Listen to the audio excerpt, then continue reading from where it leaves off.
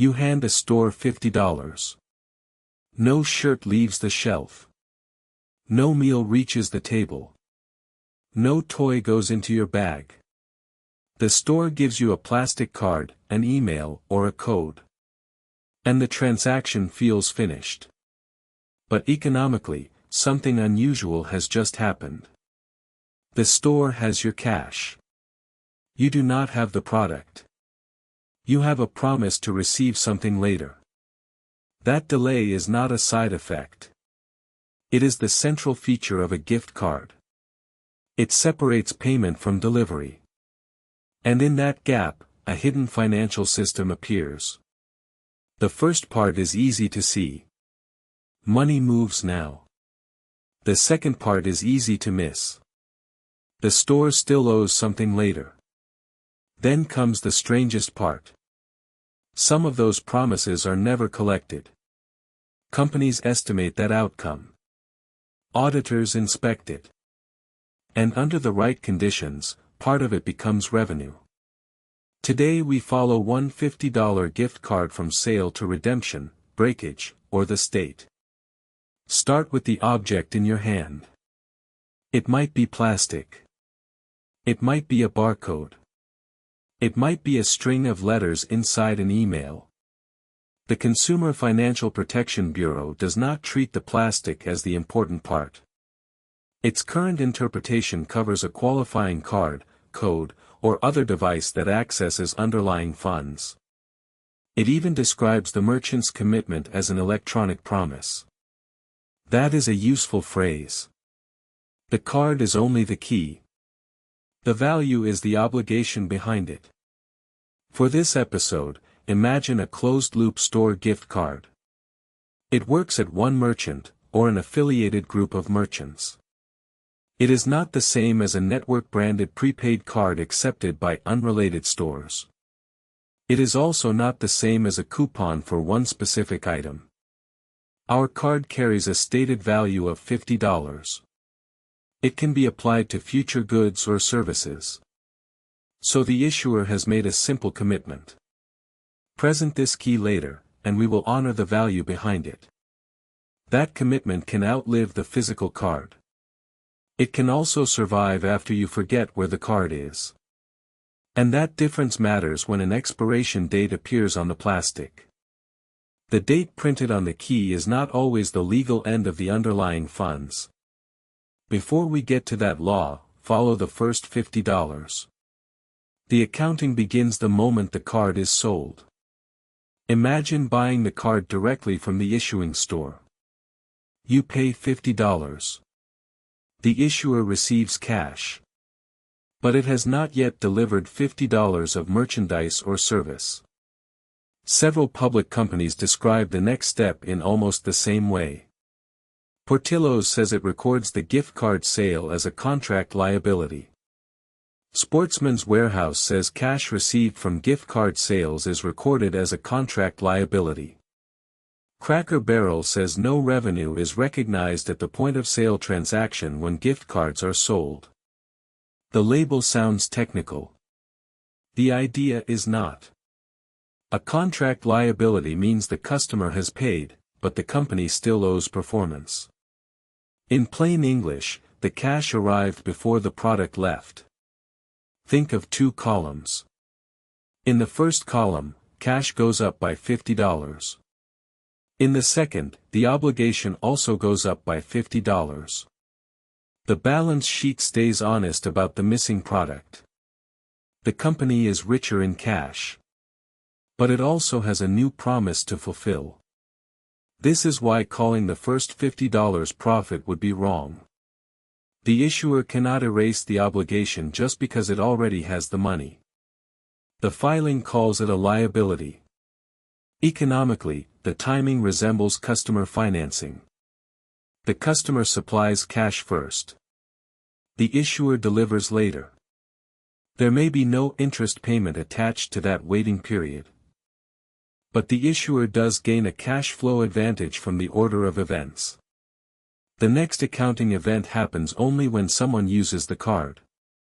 Now give the card to someone else. That person walks into the store a week later. They choose a product costing $50. They present the card. This time, something leaves the shelf. The promise is being collected. Portillo's says it recognizes revenue when the customer redeems the gift card. Sportsman's Warehouse describes the same basic sequence. Cracker Barrel says the card sale becomes sales revenue when the card is redeemed for food or merchandise. The cash does not arrive a second time. That happened at the beginning. What changes now is the obligation. The liability goes down. Revenue goes up. And the store finally delivers the good or service it promised. That is the clean version. But gift cards rarely create such perfect endings. Suppose the product costs $43. $7 remains on the card. The store has already received all $50. It has delivered only $43 of value. So the last $7 still represents an obligation. Maybe the holder returns next week. Maybe the holder returns next year. Maybe the card sits in a drawer. Maybe the balance is forgotten. That unfinished $7 is where the next system begins. Companies have a name for balances expected not to be redeemed. The name is breakage. Breakage does not mean the card physically broke. It does not automatically mean the card expired. It means the issuer estimates that part of the obligation will never be claimed. That estimate comes from redemption history. Companies watch how quickly cards are used. They watch how much remains after partial purchases. They watch how redemption changes across groups of issued cards. Then they estimate the portion unlikely to return. Build-A-Bear says approximately 80% of its issued gift cards were redeemed within 3 years. That does not mean the remaining 20% instantly became revenue. It means redemption history gives the company a model. Build-A-Bear says it records unredeemed gift card revenue in proportion to the customer redemption pattern, using an estimated breakage rate. Portillo's describes proportional recognition in a similar way. Sportsman's Warehouse does too, when no cheat liability to a relevant jurisdiction exists. That last condition matters.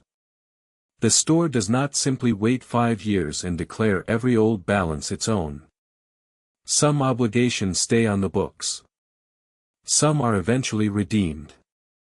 Some may qualify for breakage recognition. And some may have to be sent to a state as unclaimed property. So breakage is not a pile of individually identified abandoned cards. It is an accounting estimate applied to a pool of balances. And because it is an estimate, it can move. When it moves, reported revenue can move with it. Portillo's performed its annual breakage assessment in the fourth quarter of 2025. It changed its estimated breakage rate from 11% to 12%. That was not a new fee charged to cardholders. It was a change in the company's estimate of future non-redemption.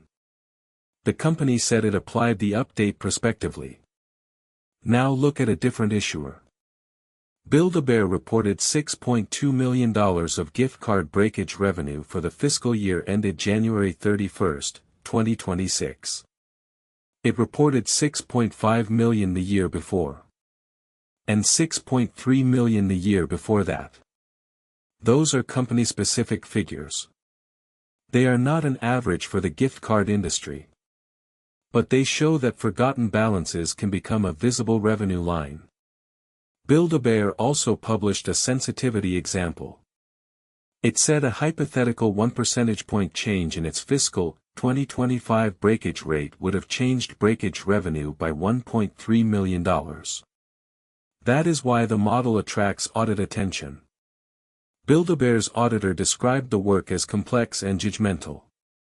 The auditor pointed to the model and the subjectivity of management's assumptions. That statement was not an accusation of fraud. It was a warning that the estimate materially matters. Cheesecake Factory offers an even sharper example. It reported $24.5 million of gift card breakage in fiscal 2025. $17.3 million of that was additional breakage recognized after the company updated its historical redemption pattern. Again, that was one company in one fiscal year. It was not $24.5 million of newly expired plastic. It was accounting recognition shaped by a revised view of customer behavior. The physical cards did not all change on the same day. The estimate changed. And the income statement changed with it. Now bring the law back into the picture. This section describes current U.S. federal rules for covered cards. It is not a promise that every prepaid product falls under the same rule. Regulation E says the underlying funds generally cannot expire earlier than the later of two dates. The first is 5 years after the gift certificate was initially issued, or after funds were last loaded onto a reloadable store gift card. The second is the expiration date printed on the certificate or card, if that date is later. Notice the phrase underlying funds. The plastic card and the money behind it are not always on the same clock. A physical card may reach its printed expiration date while the underlying funds remain available. Under the rule's conditions, the issuer must disclose how the holder can seek a replacement card or remaining balance before the funds expire. The issuer generally cannot charge for that replacement service while the underlying funds remain valid. But the rule does not require replacement of a lost or stolen card. That is a different problem.